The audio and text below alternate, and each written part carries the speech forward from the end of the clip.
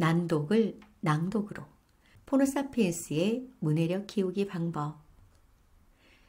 20대 직장인이 자신이 겪은 이야기를 온라인 커뮤니티에 올렸습니다. 자신의 직장 상사가 사흘 안에 보고서를 제출하라고 해서 준비를 열심히 하고 있는데 상사가 3일밖에 되지 않았는데 왜 제출을 안 하냐고 하더랍니다. 그래서 자신은 내일까지가 사흘이라 자료 준비를 지금 하고 있다고 하니 상사는 오늘까지 사흘인데 무슨 얘기냐고 하더랍니다. 이런 일은 흔합니다. 어떤 경우는 금일을 금요일로 고지식하다고 하니 내가 그렇게 지식이 높아? 반문하기도 합니다. 왜 이런 현상이 일어날까요? 휴대폰을 손에 놓지 않는 신인류, 호모사피엔스. 나이가 젊은 세대일수록 휴대폰은 몸의 일부가 되고 있습니다. 친구와 함께 등교를 하면서 대화는 카톡으로 한다는 웃지 못할 현상이 벌어지기도 합니다. 점점 휴대폰 안에서 모든 것이 이루어집니다. 인간관계가 휴대폰 안에서 만들어지니 또래의 문화가 형성되고 쓰는 단어들도 자신들만의 언어로 대체됩니다.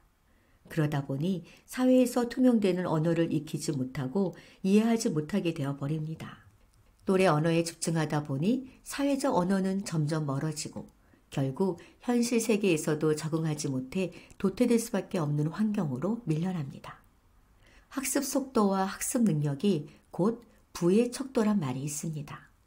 점점 언어, 소통, 이해력이 부족한 난독을 해결하기 위한 문해력을 키우기 위한 가장 좋은 방법, 바로 꾸준한 책 읽기입니다. 하지만 현실은 책과 점점 벽을 쌓고 있죠. 책에서 점점 멀어지는 현상은 아이들만의 문제가 아닙니다. 성인도 한 달에 한 권도 읽지 않는 사람들이 많습니다.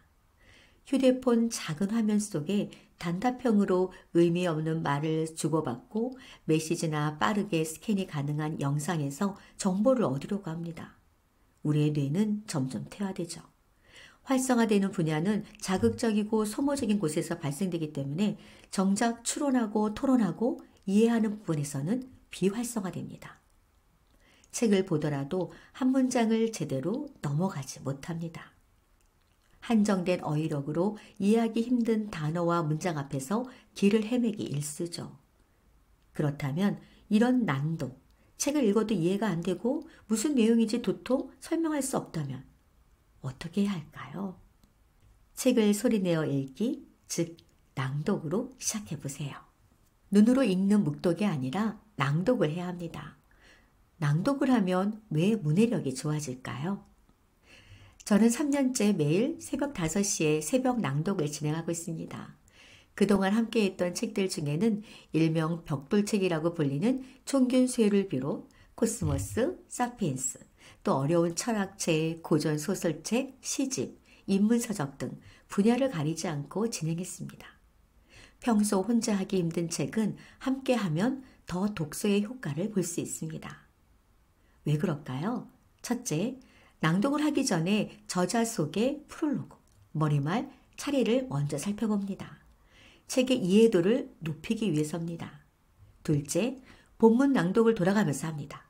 그렇게 진행하는 이유는 경청의 힘을 길러주기 위해서죠. 내가 표현한 글의 내용과 다른 사람이 들려주는 낭독의 소리가 어떻게 다른지도 비교하게 됩니다. 세 번째는 오늘 낭독했던 내용을 요약하면서 마음속에 와 닿았던 한 문장을 발표합니다. 발표한 내용을 토론을 통해 다시 한번 책의 내용을 심화 학습하게 되면서 자신의 것으로 온전하게 만들 수 있습니다. 이렇게 낭독을 통해 문장의 흐름을 파악하고 기승전결로 구성된 책의 구조를 습득하면서 자연스럽게 대화를 할 때 흐름을 놓쳐 우왕좌왕 하지 않게 되는 것이죠. 또 새로운 어휘를 배우고 익히게 되면서 다양한 문장을 구사할 수 있는 능력을 갖추게 되고 발표에서도 자신감을 갖게 됩니다.